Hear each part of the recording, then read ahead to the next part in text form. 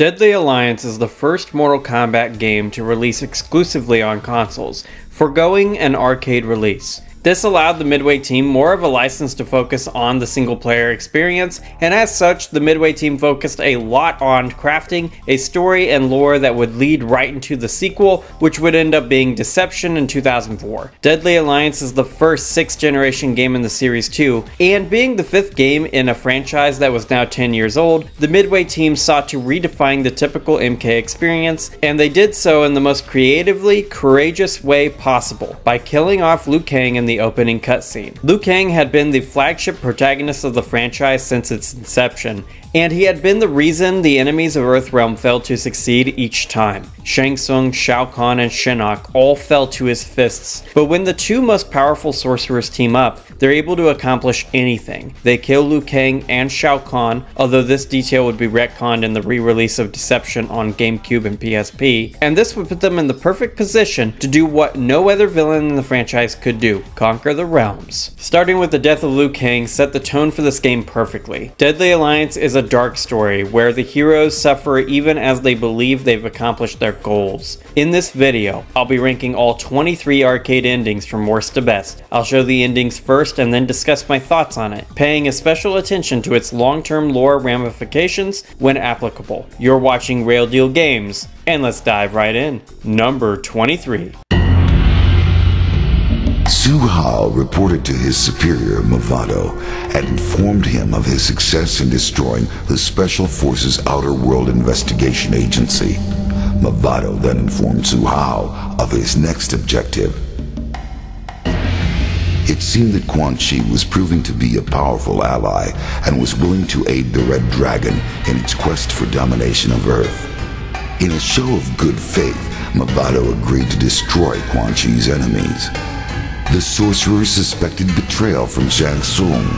There was evidence that Shang Tsung had allied with the two Oni, known as Moloch and Ramen. Su Hao's new orders were to eliminate the sorcerer Shang Tsung before the Oni eliminated Quan Chi.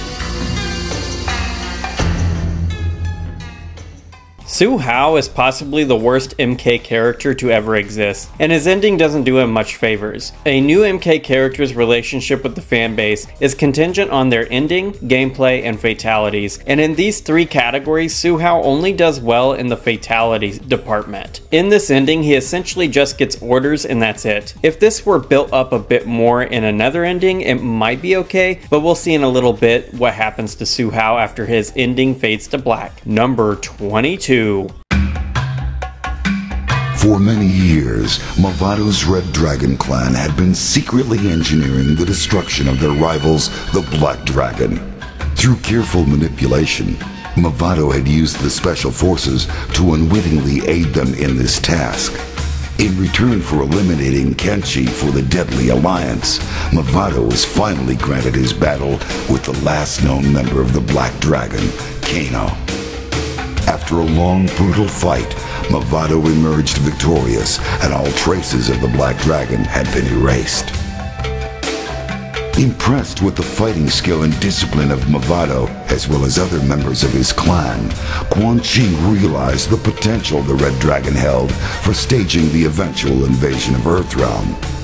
In return for their continued assistance, he offered crucial information about a new threat to Movado's Red Dragon clan: the Lin Kuei.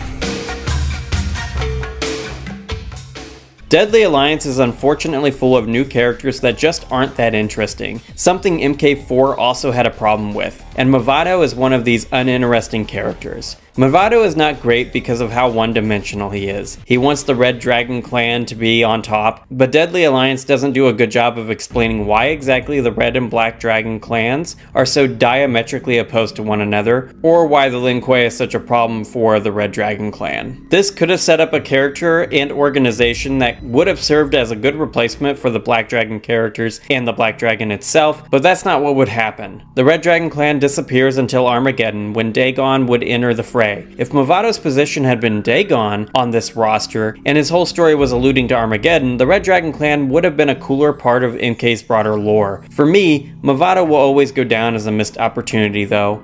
Number 21. Sent by the sorcerer Shang Tsung, the two Oni known as Draman and Moloch confronted Quan Chi, enraged that he had tried to leave them stranded in the bowels of the Netherrealm. In the battle that ensued, Draman leapt at Quan Chi, and both combatants stumbled into the inner sanctum chamber. Moments later, Draman emerged from the chamber, altered from his previous form.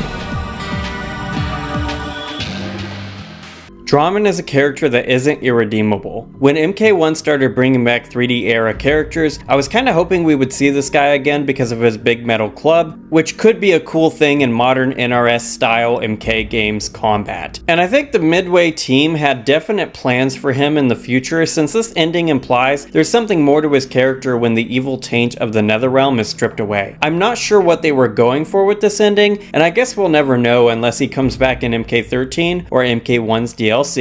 Number 20. The Deadly Alliance was successful in reviving the mummified remains of the Dragon King's undefeatable army. It would appear that nothing could stand in the way of Shang Tsung and Quan Chi as they began their domination of the realms.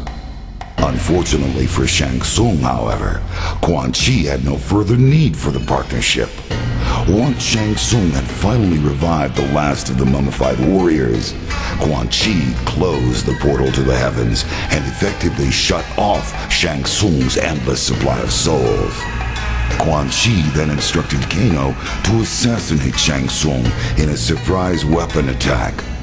With their captor cut wide open, the thousands of souls Shang Tsung had consumed in the past spewed forth and swirled around the room.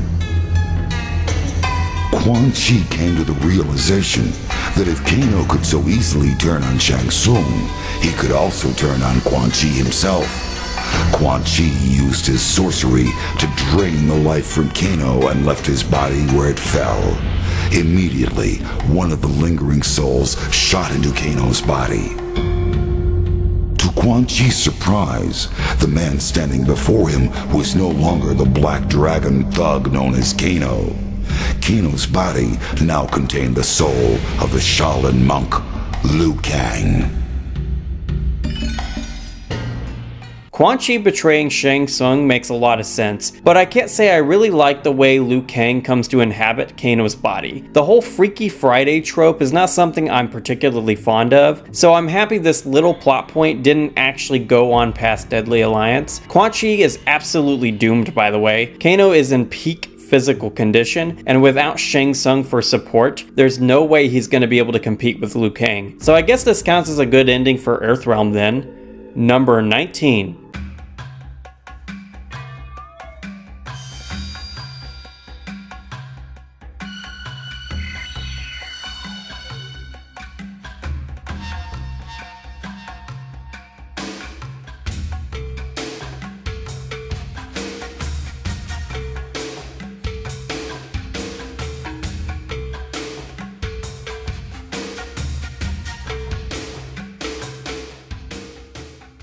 This is the only non-voice acted ending in the game, and that tells me this joke ending was just thrown in late in the development cycle. As far as joke endings go, it's not terrible. Number 18. Jax had a score to settle with the traitor he knew as Su Hao. Now revealed to be a member of the Red Dragon, Su Hao had infiltrated the Special Forces Outer World Investigation Agency and destroyed it with a miniature nuclear weapon. Making good on his promise, Jax eventually caught up with Su Hao and ripped the implant from his chest in retribution. Su Hao died a most painful death. Jax's ending shows just how little the Midway team cared for Su Hao. After he gets his orders from Mavado, he encounters Jax and gets his chest laser ripped out. And that's all Su Hao would ever really do in this franchise. Somehow, the Aaron Black Easter egg from MK11, where he has Su Hao's head in a bag, is the best appearance of this character in the entire franchise. Number 17.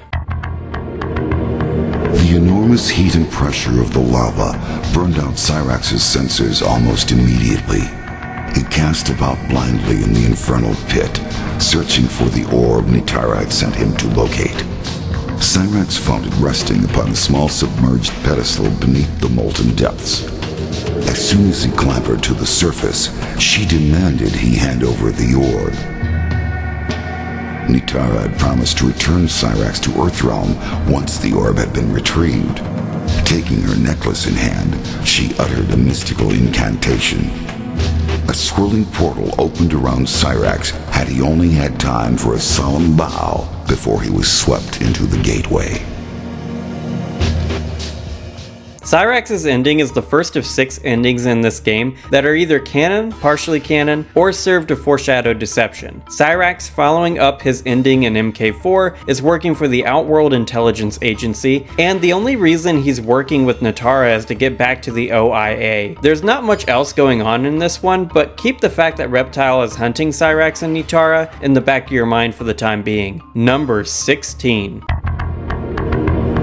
As they traveled back to the portal that would return them to Earthrealm, Sub-Zero revealed to Frost that she had been an integral part in the destruction of the Deadly Alliance, and that he was proud to have her as a member of the Lin Kuei clan. But unknown to Sub-Zero, Frost's true intention for joining the Lin Kuei was to become Grandmaster herself. She used her Ice Blast to temporarily immobilize him and rip the dragon medallion from his chest. As she held the medallion, she felt power surge through her body. Lacking the strength and discipline required to control the medallion's immense power, she was consumed by her own freezing ability. Frost's ending in this game would come back up again in Armageddon when Taven frees her. I do like the way this ending shows the power differences between Frost and Sub-Zero, but other than that, it doesn't add much to the long-term lore of the franchise or towards building up Frost for future appearances in the franchise. Number 15. Li Mei had been promised that her people would be freed from enslavement if she could win the tournament held by the Deadly Alliance. Now that she had emerged victorious, the true purpose behind the tournament was finally revealed to her. Her soul would be the last one Shang Tsung needed to completely revive the Dragon King's lost army. Her people would never be freed, and Li Mei herself would remain trapped inside the mummified remains of a dead soldier, cursed to serve the Deadly Alliance forever. A lot of people who know the endings in this game probably expected me to put this one lower on the list, but it's in the middle section of this ranking for 2 reasons. Number 1, it's partially canon and sets up Li Mei's appearance in Deception. And number 2, it's thematically consistent with the core crux of Deadly Alliance's identity. Deadly Alliance is the darkest game in the franchise, at least up until this point, and the Midway team wanted to focus on the villains, Shang Tsung and Quan Chi, being a real and true threat. Li Mei dying in her ending to them fits in with that theme, and I appreciate Midway's commitment to its goals with this game. Secondly, this ending is slightly retconned in Deception. Li Mei does end up winning the Deadly Alliance's tournament to save Sun Do, but right before they steal her soul, she is saved by Bo Raicho. Considering these 2 things, this is why Li Mei has a middle of the pack ending for me. Number 14. Bo Raicho looked gruff, but beamed inwardly.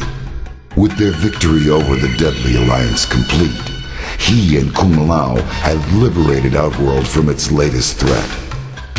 Despite the years that had passed since training his last student, his skills had proven useful once more.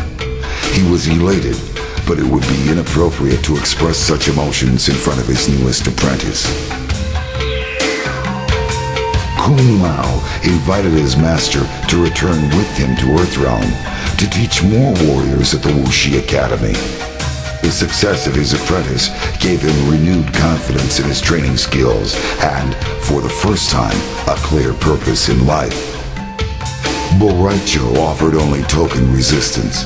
He accepted the offer because the defenders of Earthrealm could certainly use his help, but more importantly, because Earthrealm's rice wine put Outworld's liquor to shame. Bo' Raicho was not a popular character during the 3D era. I get what the Midway team were going for with him, as he is a reimagining of the drunken master archetype. Bo' Raicho is a martial arts mentor in Deception, and he has retroactively made the master of Liu Kang previous to the events of the first MK game. This ending does a good job of getting those sorts of things across. Number 13. After the destruction of the Deadly Alliance, Sonya searched for the missing Special Forces agent Kenshi. She finally discovered him badly beaten and near death, apparently from hook-like wounds in his ribcage. She managed to return him to the rendezvous point where I transported them back to Earthrealm. Upon her return, Sonya was promoted to General and given a choice of command. She handpicked a team to deal with new terrorist threats located on Earth, while in Outworld, Special Agent Kenshi had learned of a new threat to peace. The Red Dragon had awakened. Sonya's ending sets up a future conflict with the Red Dragon clan that really wouldn't go anywhere. Kenshi getting cut by Movado would have been interesting if that part of the ending was acting as a Cabal fake out or something like that. But as it stands, the ending lacks mystery and doesn't actually go anywhere past this game. It is a pretty good ending for Sonya though. Number 12. After what seemed like an eternity, Cyrax finally emerged from the lava, holding the orb that had bound Nitara's realm to Outworld for ages. At last it was within her grasp. She would be able to free her people from Shao Kahn's imprisonment. Fulfilling her end of the bargain, she sent Cyrax back to his Earthrealm home in exchange for the orb. Nitara stared into the orb. It seethed with the power trapped within. She raised it above her head and then smashed it to the floor.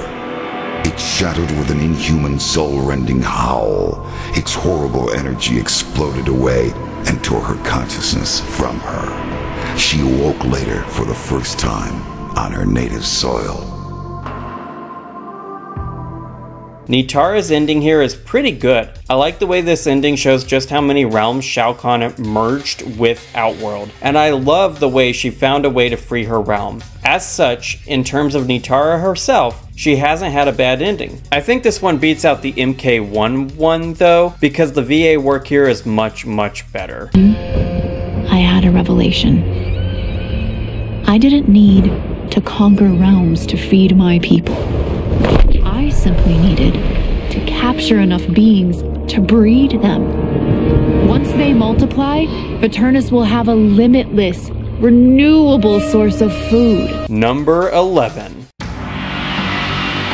After defeating the Deadly Alliance, Sub-Zero returned to the new temple of the Lin Kuei with the severely injured ninja, Frost.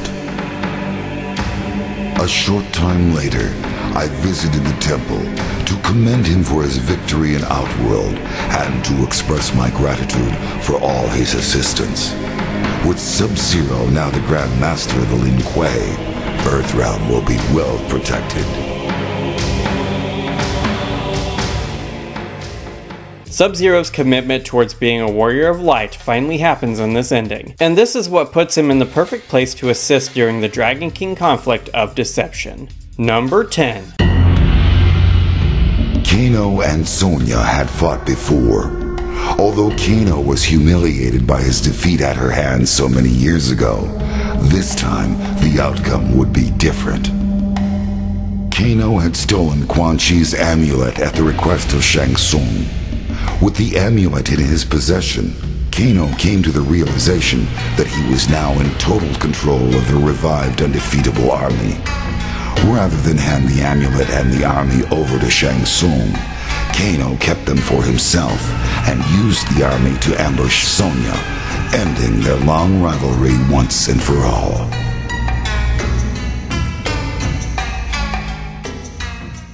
Kano using Shinnok's amulet to command the Dragon King soldiers to kill Sonya makes sense given who Kano is. And the only thing that doesn't make a lot of sense is why he wouldn't then use the army to kill Shang Tsung and Shang Tsung. Number 9. The Deadly Alliance was successful in reviving the mummified remains of the Dragon King's undefeatable army. Shang Tsung, however, began to realize that his relevance in the partnership had evaporated once his talents for soul transplantation were no longer needed. The balance of power within the Deadly Alliance had seemingly been undone. Fearing betrayal, he secretly instructed Kano to steal Quan Chi's amulet in an attempt to gain control of the army. Since part of the soul transfer spell included the command to obey he who possesses the amulet, the army would obey only Shang Tsung and not Quan Chi once the amulet was in his possession. Amulet in hand, Shang Tsung revealed his betrayal to Quan Chi and commanded the army to destroy the sorcerer. Shang Tsung would succeed where others had failed. He would conquer the realms. He would conquer Earth. And Kano staying loyal to Shang Tsung makes sense since he's the only sorcerer in this game who could use the Dragon King's army essentially forever. He has the ability to use soul transplantation spells to maintain the ranks of the army, and as such, this ending placing Shang Tsung in a position to actually succeed at taking over the realms is consistent with the general lore of Mortal Kombat. Number 8. Rage fueled Kung Lao's thirst for revenge. The memory of holding his fellow monk's broken body on the Lei Tai of the Wuxi Academy grounds consumed him as he rained blow after blow down upon Shang Tsung. Kung Lao had finally mastered the attack Bo Raicho had taught him. The sorcerer could not withstand his whirlwind assault. Shang Tsung begged for mercy. Kung Lao granted him none. Upon his return to Earthrealm, Kung Lao stood before the modest shrine to Liu Kang, which had been erected by the Wuxi initiates during his absence in Outworld. He lit a stick of incense and placed it among the others already burning there. He bowed his head and prayed for safe passage to the afterlife for his friend and brother. With Shang Tsung's death, Liu Kang's spirit could rest peacefully. Earthrealm was safe once more, but at a terrible cost. The work of the White Lotus Society had become more important than ever.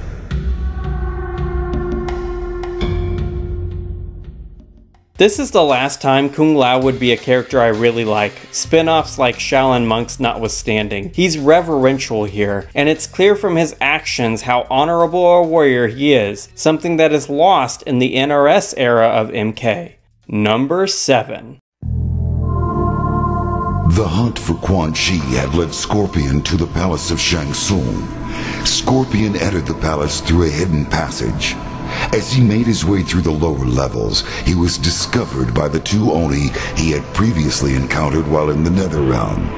Shang Tsung had secretly allied with Moloch and Draman as a backup defense against Quan Chi. The two Oni had been hidden in an underground chamber and were periodically fed mortals to keep them satisfied. Scorpion fought well, but was overpowered by Moloch and Draman. Although they could not consume the ninja Spectre, they devised another means for eliminating their foe that would satisfy their cruel nature. The Oni brought Scorpion before the portal to the heavens that Shang Tsung had tapped as a source of limitless souls.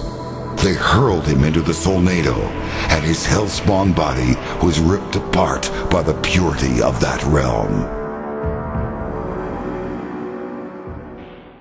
Like Li Mei, a lot of people don't like this Scorpion ending, but let me explain why I placed it so high. In a vacuum, Scorpion dies and that's where it ends, but since deception exists, what actually happens in this ending is made clear. Scorpion doesn't actually die here. Instead, he is taken directly before the Elder Gods and they make him their champion. He is tasked with something Finally caught up with Shang Tsung in Outworld. Years ago, Kenshi had been manipulated into releasing the souls of his warrior ancestors. Shang Tsung had consumed those souls and left Kenshi to die in the tomb. The ordeal left Kenshi blinded, but the sword of his ancestors led him out of the depths. To redeem himself, Kinshi had vowed to Thestral Sword, and a blast of souls was instantly released. This sped, his duty fulfilled, he could now return to Earthrealm.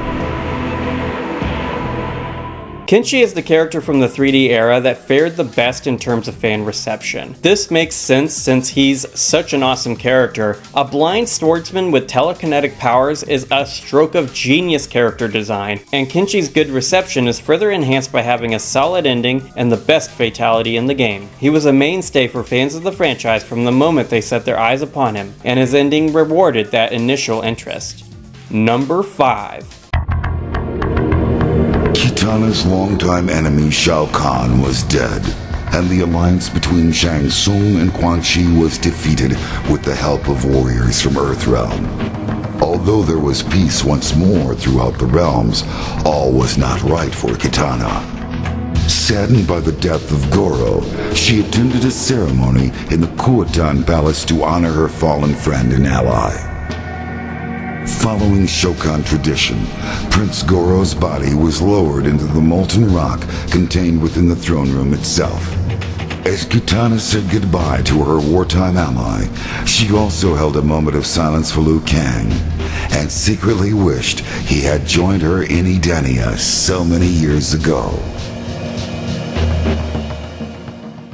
Following up from Kung Lao's MK Gold ending, Goro and Kitana have struck an accord, but he dies in the Deadly Alliance conflict. I like the remorseful and respectful nature of this ending. It's a shame it would be completely retconned in Mortal Kombat Unchained and the GameCube port of Deception. Number 4. Having been enslaved through sorcery to guard the molten incubation chamber, Blaze was finally freed once the dragon egg had hatched. He then resumed the quest he had undertaken before being subdued by his captors. Blaze being in this game shows how well thought out the general skeleton of the PS2's trilogy of games story was. He would end up being the final boss of Armageddon, and the way he's delayed by Onaga's dragon priests is something that would come up often in the lore of MKA. Being detained ruined Argus's design for the pyramid, ruining the outcome of the Temple of Argus, and providing Shao Kahn the opportunity to defeat Blaze and take the power of the Elder Gods for himself, leading us right into MK9. Number 3. Upset by the way his adventures had been portrayed in the past, Johnny Cage found a loophole in his contract and left MCM Studios during the production of Mortal Kombat: The Death of Johnny Cage. He then used his own money to fund the production of his next movie, which is rumored to be the true story of his latest adventures in Outworld. Mortal Kombat: Deadly Alliance broke all records in its first weekend in theaters and made Johnny Cage extremely wealthy. The movie told the true story of how Johnny Cage single-handedly saved the world from the threat of Quan Chi and Shang Tsung's Deadly Alliance.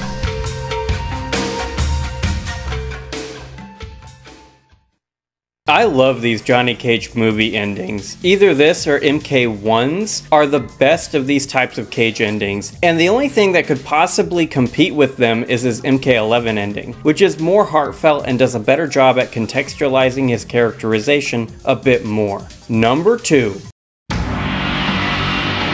Once again, the threat to Earthrealm has been vanquished. The Deadly Alliance is no more. What dangers lie in the future I can no longer foresee. Perhaps the Dragon King will in fact return. Perhaps the depths of the Netherrealm will spew forth a legion of Oni. Even the vampire people pose a threat to peace now that Outworld is in chaos. But one thing is certain. Earthrealm must be protected.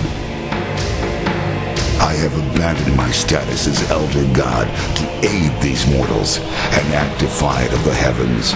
I will instead remain here on Earth as God of Thunder.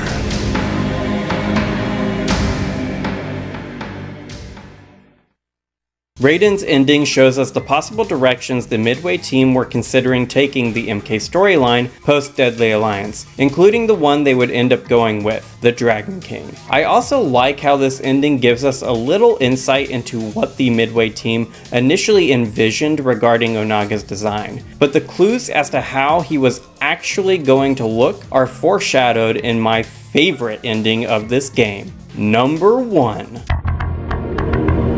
Despite the strong sulfurous stench that filled the chamber, Reptile could smell that Nitara and Cyrax had been there recently. There was no sign of them now, except for some scattered glass shards and a residual trace of strong magical energies. His revenge would have to wait. Suddenly it cracked. A beam of energy ripped out from inside and lanced into Reptile. His world was filled with a roaring power as his squamous body was twisted and transformed. The ancient prophecy had been fulfilled. The Dragon King had returned.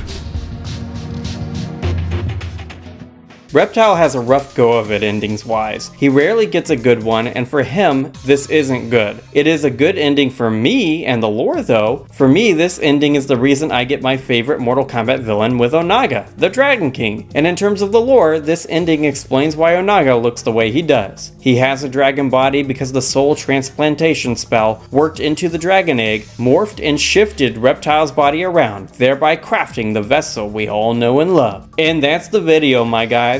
What's your favorite Deadly Alliance ending? Let me know in the comment section below, and while you're there, smash that like button and subscribe if you'd like more Rail Deal gaming content. And if you have a moment right now, consider checking out one of my other videos on the screen. Whatever you choose to do, have an awesome day, gamers.